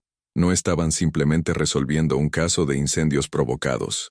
Estaban a punto de destruir la imagen pública de alguien que era genuinamente admirado, desmantelar la confianza de una comunidad entera y forzar a cientos de personas a reconsiderar fundamentalmente su comprensión de alguien en quien habían confiado completamente. Uno de los investigadores senior planteó la pregunta que todos estaban pensando: ¿estamos absolutamente seguros? Porque una vez que presentemos esto, no hay vuelta atrás. Vamos a cambiar la vida de esta persona y de esta comunidad para siempre. La respuesta vino de la investigadora líder, quien había pasado 3 décadas en trabajo forense. He trabajado cientos de casos. Nunca he visto convergencia de evidencia tan completa. Si esto no es suficiente para estar seguros, entonces nunca podemos estar seguros de nada.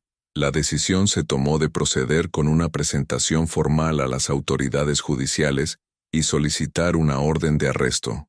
Pero antes de que pudieran ejecutar esa orden, necesitaban prepararse para lo que vendría después, porque sabían que arrestar a alguien tan públicamente respetado sin preparación adecuada podría generar reacción comunitaria, incredulidad masiva, incluso potencial violencia de quienes se negarían a aceptar la verdad. El patrón que los datos revelaban era innegable para quienes lo miraban objetivamente, pero comprendían que la objetividad es difícil cuando las emociones y lealtades están involucradas.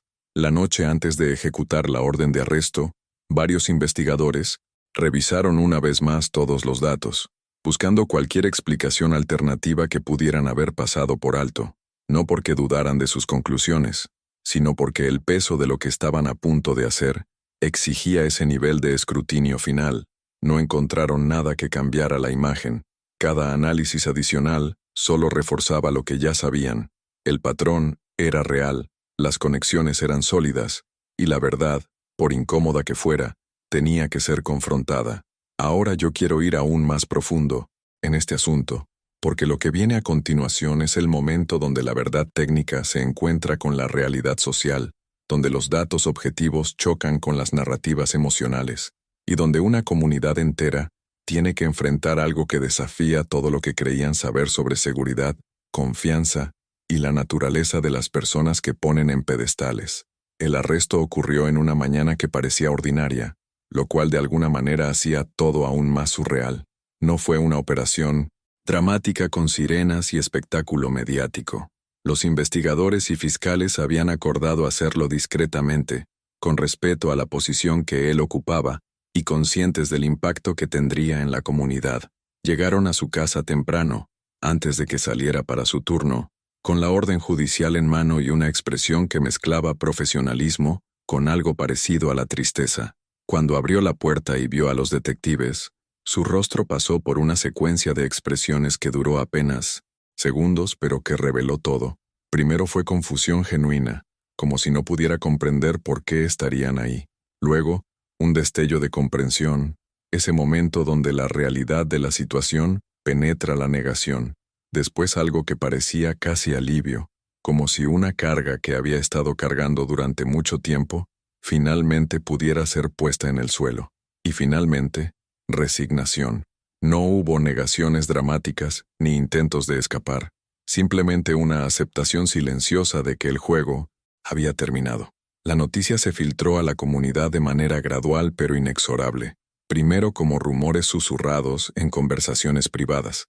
¿Escuchaste que arrestaron al bombero? Luego con más detalles a medida que la información oficial comenzó a circular. Y finalmente, cuando los medios locales confirmaron la historia con declaraciones oficiales de los fiscales, se convirtió en la única cosa de la que alguien podía hablar. La reacción inicial no fue de aceptación, sino de rechazo, visceral, porque lo que se les estaba pidiendo creer era literalmente incompatible con todo lo que pensaban que sabían. Las redes sociales explotaron con reacciones que iban desde la incredulidad total hasta intentos desesperados de racionalizar lo irracional. «Esto tiene que ser un error», escribía alguien. «Están tratando de incriminar a un héroe», afirmaba otro. «Tiene que haber una explicación», insistía un tercero. La negación colectiva era palpable, comprensible incluso, porque aceptar la verdad significaba admitir que habían estado completamente equivocados sobre alguien en quien habían depositado no solo confianza, sino también admiración y afecto genuinos.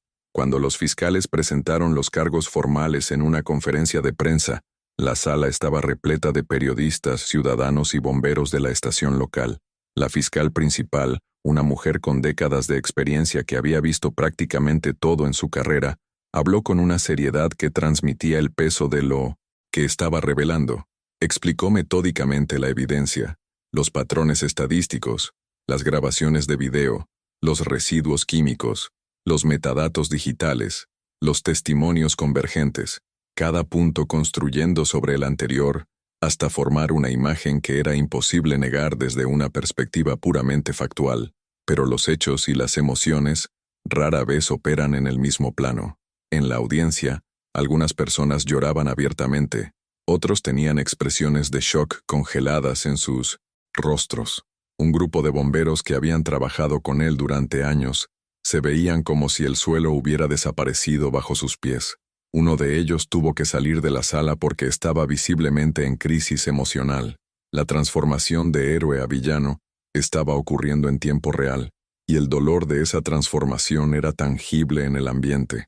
Los detalles específicos que emergieron en los días siguientes fueron particularmente devastadores.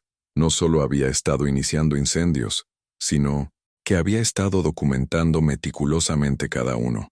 Los investigadores encontraron en su computadora una especie de diario digital donde registraba sus planes, sus ejecuciones, incluso sus reflexiones sobre cómo había sido cada rescate.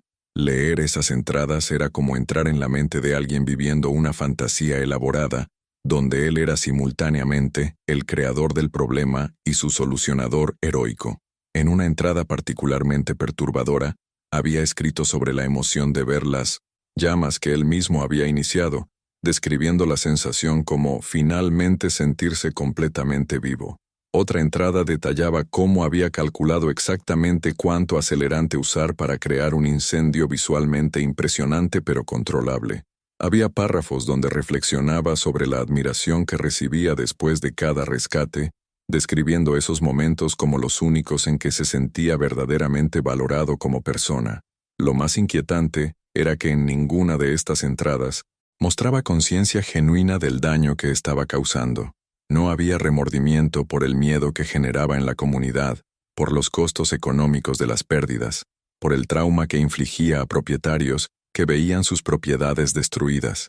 Todo estaba filtrado a través de la lente de su propia necesidad de validación y excitación. Era como leer los pensamientos de alguien viviendo en una realidad alternativa, donde solo sus propias emociones y necesidades tenían relevancia real. La comunidad comenzó un proceso doloroso de reevaluación. Cada incendio que habían atribuido a mala suerte o negligencia, ahora tenía un rostro y un nombre detrás. Cada historia heroica que habían celebrado ahora era revelada como teatro macabro, donde el protagonista había escrito el guión completo. Las personas que lo habían conocido personalmente, que habían compartido comidas con él, que habían confiado en él con sus vidas, ahora tenían que reconciliar esas experiencias con la verdad de quién realmente era. Los psicólogos comunitarios que fueron traídos para ayudar a procesar el trauma colectivo explicaron que lo que la comunidad estaba experimentando era similar al duelo, pero complicado por la sensación de traición. No solo habían perdido a alguien que admiraban, sino que tenían que procesar que esa persona nunca había sido quien pensaban que era. El duelo normal tiene etapas reconocibles, pero el duelo por una ilusión deliberadamente construida es más complejo porque incluye capas de vergüenza y cuestionamiento del propio juicio. Hubo reuniones comunitarias donde las personas compartían cómo se sentían. Algunos estaban furiosos, sintiendo que su confianza había sido manipulada cínicamente. Otros estaban profundamente tristes, lamentando la pérdida de lo que habían creído que era un ejemplo genuino de bondad humana. Muchos expresaban confusión sobre cómo habían podido estar tan equivocados, cuestionando su propia capacidad para leer a las personas, y algunos, particularmente aquellos que lo habían conocido más íntimamente, expresaban una mezcla compleja de todas estas emociones, más algo parecido a la culpa por no haber notado las señales. Los compañeros bomberos enfrentaban un tipo particular de crisis. No solo habían trabajado junto a él, sino que habían confiado en él en situaciones de vida o muerte. Habían entrado en edificios en llamas creyendo que él tenía sus espaldas, sin saber que frecuentemente era él quien había creado el peligro en primer lugar. Esa traición tocaba el núcleo mismo de lo que significa ser parte de un equipo de emergencias, donde la confianza absoluta no es opcional, sino esencial para la supervivencia. Uno de los bomberos veteranos dio una entrevista que capturó el sentimiento generalizado. Es como descubrir que tu hermano, alguien con quien compartiste las experiencias más intensas de tu vida, nunca fue realmente tu hermano. Fue un actor jugando un papel, y todas esas experiencias que pensabas que eran compartidas genuinamente ahora se sienten contaminadas. No sé cómo confiar en mi propio juicio después de esto. La estación de bomberos enfrentó su propia crisis de identidad. Su propósito fundamental es proteger a la comunidad del fuego, y uno de los suyos había estado creando precisamente el peligro contra el que se suponía debían luchar. Tuvieron que implementar nuevos protocolos, revisiones psicológicas más rigurosas, sistemas de supervisión que antes habrían parecido innecesarios o incluso ofensivos. La confianza había sido rota no solo en un individuo, sino en la institución misma. Las víctimas de los incendios que ahora sabían habían sido intencionales, comenzaron a procesar sus propias experiencias bajo una luz completamente diferente. Una familia que había perdido su casa en un incendio que él había combatido heroicamente, ahora tenía que vivir con el conocimiento de que él había creado su trauma. Un propietario de negocio, cuya tienda había sido destruida, y que había agradecido personalmente al bombero por intentar salvar lo que pudo, ahora sabía que estaba agradeciendo al arquitecto de su pérdida. El dolor de estas revelaciones era profundo y multifacético. El sistema judicial tuvo que navegar un caso que era técnicamente sólido, pero emocionalmente complejo. Los abogados defensores argumentaban que su cliente sufría de trastornos psicológicos que requerían tratamiento más que castigo. Los fiscales insistían en que independientemente de la psicología involucrada, Las acciones deliberadas que pusieron en riesgo vidas y causaron daños económicos significativos requerían responsabilidad criminal seria. El debate tocaba preguntas fundamentales sobre responsabilidad personal, enfermedad mental y justicia. Durante los procedimientos legales, él eventualmente habló públicamente por primera vez desde su arresto. Su declaración fue notable por su mezcla de reconocimiento y falta de comprensión completa del impacto de sus acciones. Admitió haber iniciado los incendios, describió la compulsión que sentía, intentó explicar la necesidad psicológica que lo impulsaba, pero incluso en su confesión, había una calidad casi clínica, como si estuviera describiendo las acciones de otra persona. La conexión emocional genuina con el sufrimiento que había causado parecía ausente, o al menos profundamente disminuida. Las personas que lo escucharon tuvieron reacciones diversas. Algunos sintieron que su explicación ayudaba a entender, si no perdonar, lo que había hecho. Otros sentían que incluso en su confesión estaba manipulando, buscando generar simpatía, en lugar de asumir responsabilidad completa. La verdad probablemente era más complicada que cualquiera de estas interpretaciones simples, ubicándose en algún lugar en el espacio ambiguo, donde la patología psicológica y la elección consciente se entrelazan de formas difíciles de desenredar completamente. La caída de la máscara fue más que un evento, fue un proceso que continuó desarrollándose durante meses. Cada nuevo detalle que emergía, cada entrevista con personas que lo habían conocido, cada análisis de sus motivaciones, agregaba capas adicionales de comprensión, pero también de perturbación. La imagen del héroe no simplemente se desvaneció, sino que fue activamente desmantelada pieza por pieza, hasta que lo que quedó fue algo mucho más humano y aterrador. Una persona cuya necesidad de reconocimiento había crecido hasta convertirse en algo monstruoso. Ahora yo quiero ir aún más profundo en este asunto, porque entender cómo una comunidad procesa este tipo de traición requiere explorar no solo el shock inicial, sino también las ondas de impacto emocional que se extienden mucho después de que la verdad ha sido revelada, y esas ondas tocan aspectos fundamentales de cómo las personas construyen confianza, entienden la seguridad y procesan la posibilidad de que quienes más admiran puedan estar ocultando verdades completamente contradictorias. El impacto emocional de una traición tan profunda no se mide en días ni semanas, se extiende a través de meses y años, transformando la forma en que las personas se relacionan con la confianza misma. En esta comunidad, el descubrimiento de que su protector era en realidad su amenaza creó un tipo de trauma colectivo que los expertos comparaban con lo que experimentan sociedades después de traiciones institucionales masivas. No era solo sobre un individuo que había hecho algo terrible, era sobre la ruptura fundamental de la narrativa que había dado a la comunidad su sentido de seguridad. Las reacciones iniciales fueron viscerales y variadas. Hubo personas que simplemente no podían aceptar la realidad, manteniéndose en negación activa incluso frente a evidencia abrumadora. Creaban teorías alternativas. Estaba siendo incriminado. La evidencia había sido fabricada. Había sido forzado por alguien más. Esta negación no era estupidez ni ignorancia voluntaria. Era un mecanismo de protección psicológica, una forma en que la mente se defiende contra información que es demasiado disruptiva para ser procesada inmediatamente. Aceptar la verdad habría requerido desmantelar demasiadas creencias fundamentales de una sola vez.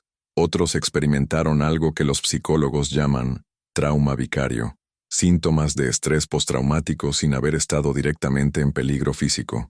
Personas que habían interactuado regularmente con él reportaban pesadillas donde descubrían que otros en sus vidas también tenían identidades ocultas. Algunos desarrollaron hipervigilancia, escudriñando a conocidos y colegas en busca de señales de duplicidad. La confianza que antes daban libremente, ahora venía con reservas y segundas intenciones constantes.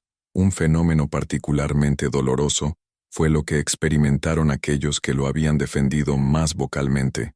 Las personas que habían insistido en su inocencia, que habían argumentado contra los escépticos, que habían puesto su propia credibilidad social en línea apoyándolo, ahora enfrentaban no solo la decepción de haber estado equivocados, sino también la vergüenza pública de haber defendido lo indefendible. Algunos se retiraron completamente de la vida comunitaria durante meses, incapaces de enfrentar las miradas y los juicios implícitos de otros. Las familias con niños enfrentaban desafíos únicos. Muchos padres habían usado al bombero como ejemplo de héroe real cuando enseñaban valores a sus hijos. Ahora tenían que explicar de alguna manera que la persona que habían señalado como modelo a seguir era en realidad lo opuesto. Estas conversaciones fueron devastadoras porque forzaban a los niños a confrontar la posibilidad de que las personas buenas pueden no ser lo que parecen, una lección que normalmente se aprende gradualmente a lo largo de años, no abruptamente en un momento traumático. Los terapeutas locales reportaron aumentos dramáticos en consultas, no solo de personas directamente afectadas por los incendios, sino de la comunidad en general. El tema recurrente era una crisis de confianza que se extendía más allá del caso específico. Si él pudo engañarnos tan completamente, ¿quién más nos está engañando? Era una pregunta que surgía constantemente.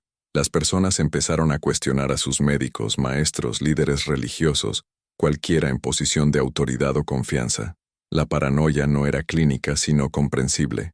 Habían aprendido de la manera más dolorosa posible que las apariencias pueden ser completamente engañosas. Hubo también una ola de autorreproche colectivo. En reuniones comunitarias, personas admitían vergonzosamente que habían notado cosas extrañas pero las habían descartado. Vi su camioneta en lugares raros a horas extrañas, confesaba alguien. Pensé que sus preguntas sobre los incendios eran demasiado detalladas, admitía otro. Algo en su forma de hablar sobre el fuego me incomodaba, reconocía un tercero. Todas estas observaciones que habían sido suprimidas por la narrativa dominante ahora emergían, generando una culpa colectiva sobre no haber actuado en base a esas intuiciones.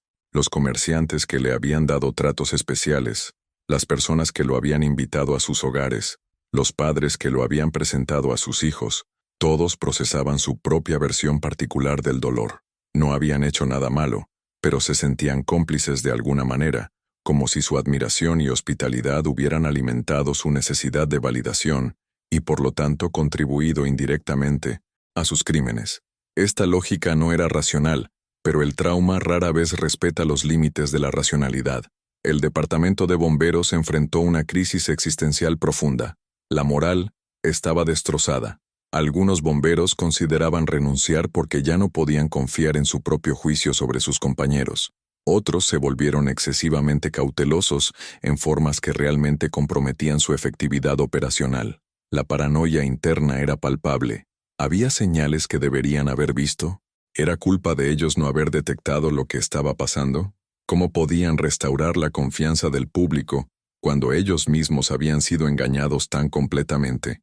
El jefe de bomberos, un hombre que había dedicado 30 años al servicio, tuvo que dar una conferencia de prensa donde visiblemente luchaba por mantener la compostura. Entrenamos para enfrentar fuego, humo y estructuras colapsadas, dijo con voz quebrada, pero nadie nos entrena para esto, para descubrir que uno de los nuestros era la amenaza misma contra la que juramos proteger a la comunidad. Hemos fallado, y esa es una verdad que tendremos que cargar. Su honestidad brutal resonó con muchos, pero también reforzó cuán profunda era la herida institucional. Las víctimas directas de los incendios procesaban capas adicionales de trauma.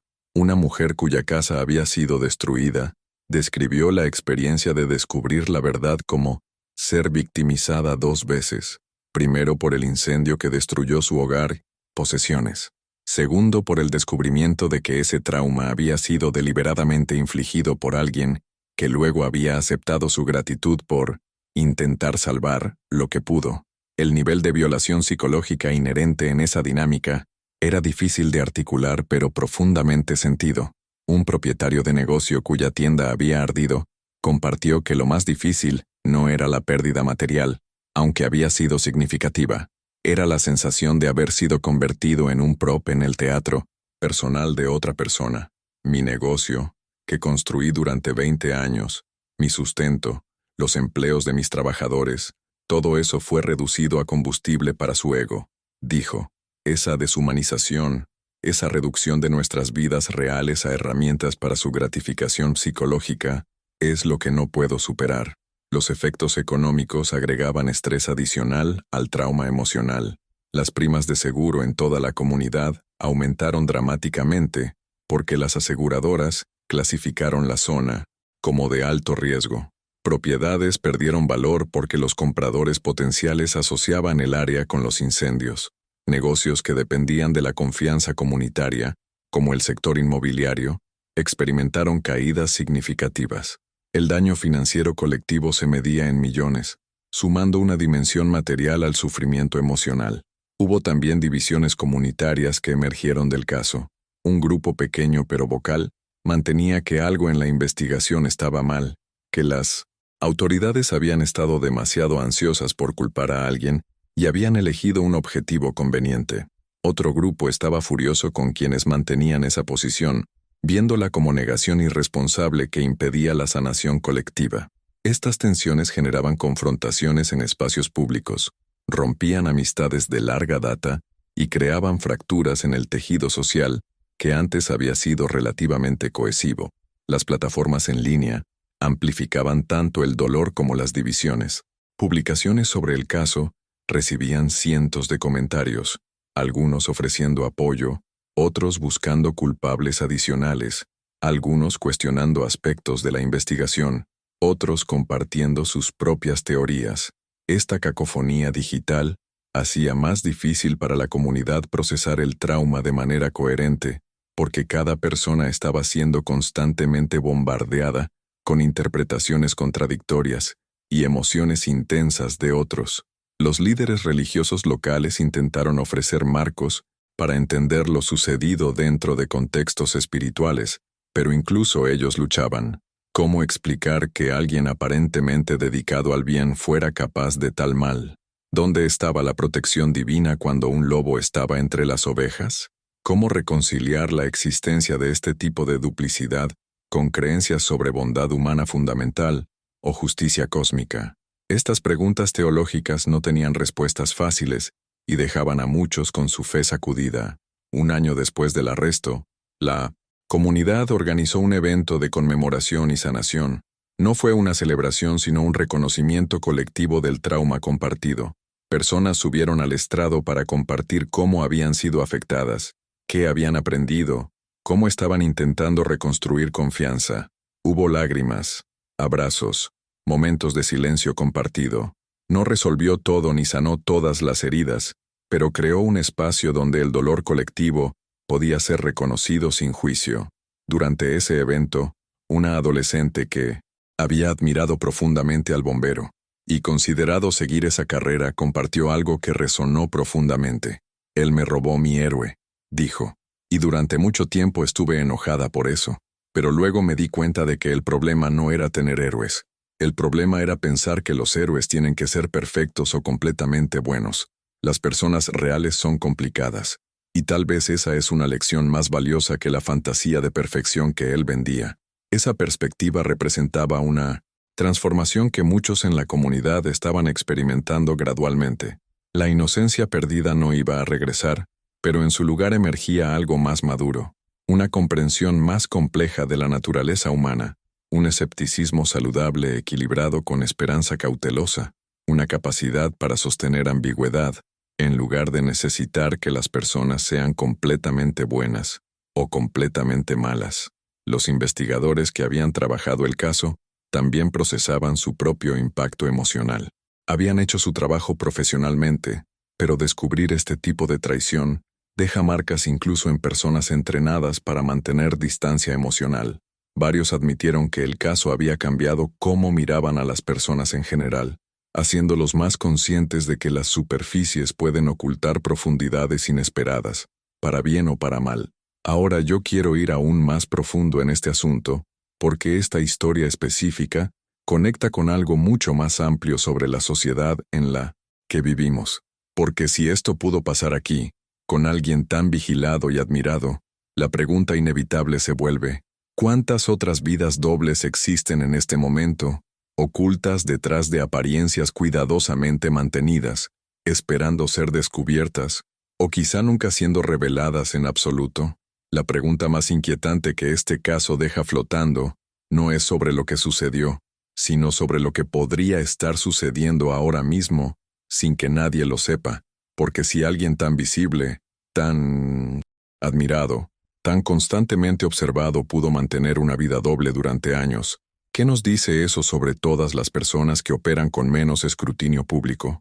La realidad incómoda es que este caso probablemente no es una anomalía excepcional, sino simplemente uno de los pocos que fue descubierto.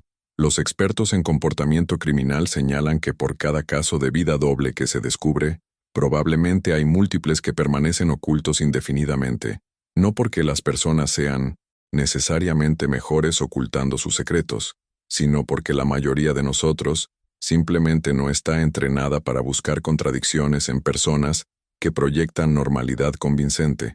Confiamos por defecto, especialmente con aquellos en roles que asociamos con virtud o autoridad, y esa confianza predeterminada es exactamente lo que hace posible que las vidas dobles prosperen sin detección. Piensa en tu propia comunidad, en las personas con quienes interactúas regularmente, el maestro que todos admiran, el vecino excepcionalmente amable, el profesional médico en quien confías, el líder comunitario que parece dedicar cada momento a causas nobles. ¿Cuánto realmente sabes sobre lo que hacen cuando no están en esos roles públicos? ¿Qué evidencia concreta tienes de que sus vidas privadas coinciden con sus presentaciones públicas? La respuesta honesta para la mayoría de nosotros es muy poco. Confiamos basados en apariencias, patrones de comportamiento consistentes y el hecho de que dudar constantemente de todos haría la vida social imposible. Esta realidad genera una tensión fundamental en la sociedad moderna. Por un lado, necesitamos confiar para funcionar. Las comunidades se construyen sobre redes de confianza mutua. Sin ella, cada interacción se vuelve una transacción sospechosa, cada relación un cálculo de riesgo potencial. Pero por otro lado, la confianza ciega nos deja vulnerables precisamente al tipo de manipulación que este caso ejemplifica. Encontrar el equilibrio entre estos extremos es uno de los desafíos más difíciles de la vida contemporánea. Los casos documentados de vidas dobles abarcan un espectro aterrador. Están los asesinos en serie que fueron vecinos modelo durante décadas, manteniendo familias aparentemente normales mientras cometían atrocidades en secreto. Los profesionales médicos que durante el día salvaban vidas y durante la noche las destruían sistemáticamente. Los líderes religiosos que predicaban virtud mientras explotaban a los vulnerables. Los filántropos célebres cuyas fortunas fueron construidas sobre fraude masivo. Cada uno de estos casos, cuando sale a la luz, genera el mismo shock colectivo. ¿Cómo no vimos las señales? La verdad es que las señales a menudo están ahí, pero somos excepcionalmente buenos para explicarlas de maneras que preservan nuestras narrativas preferidas. Un comportamiento extraño se racionaliza como excentricidad. Inconsistencias en historias se atribuyen a mala memoria. Ausencias inexplicadas se justifican con excusas vagas que aceptamos porque cuestionar más profundamente parecería descortés o paranoico. La presión social para mantener la cohesión comunitaria a menudo supera los impulsos individuales de investigar anomalías. La tecnología moderna paradójicamente hace más fácil y más difícil mantener vidas dobles. Por un lado, cámaras ubicuas, registros digitales y huellas de datos hacen más complicado ocultar actividades completamente. El bombero fue atrapado en parte gracias a evidencia tecnológica que no habría existido hace 20 años. Pero por otro lado, la misma tecnología permite la creación de identidades alternativas en línea, la compartimentalización de comunicaciones y la construcción de narrativas públicas cuidadosamente curadas que pueden ser completamente ficticias. Las redes sociales han creado una nueva dimensión de vidas dobles, donde millones de personas presentan versiones editadas de sus existencias que tienen poca relación con sus realidades cotidianas.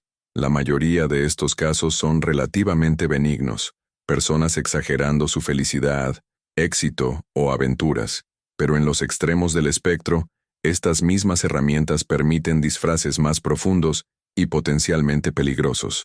La persona que parece estar constantemente viajando y viviendo glamorosamente podría estar ocultando adicciones devastadoras. El emprendedor exitoso podría estar operando esquemas fraudulentos. El activista apasionado podría estar usando su plataforma para manipular a los vulnerables. El fenómeno de las vidas dobles también se relaciona con estructuras sociales más amplias que crean presiones para presentar ciertas imágenes públicas mientras se ocultan realidades más complejas. Vivimos en una cultura que celebra el éxito visible, el altruismo público, la perfección aparente. Estas presiones generan incentivos poderosos para fabricar presentaciones que cumplan con expectativas sociales, incluso cuando la realidad interna es radicalmente diferente. Para la mayoría, esto resulta en pequeñas falsedades o exageraciones. Para algunos, escala a contradicciones fundamentales entre identidad pública y privada. Los psicólogos que estudian este fenómeno identifican ciertos factores que aumentan la probabilidad de que alguien desarrolle y mantenga una vida doble significativa. Necesidad intensa de validación externa, combinada con baja autoestima genuina. Capacidad para compartimentalizar experiencias y emociones. Tendencias narcisistas que priorizan las propias necesidades sobre el bienestar de otros.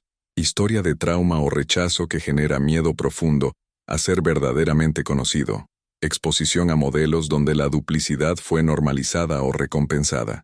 Cada uno de estos factores existe en espectros, y muchas personas tienen algunos sin desarrollar vidas dobles patológicas, lo que hace que ciertos casos crucen de la presentación social normal a algo más oscuro. A menudo es una combinación de oportunidad y ausencia de restricciones, internas o externas efectivas.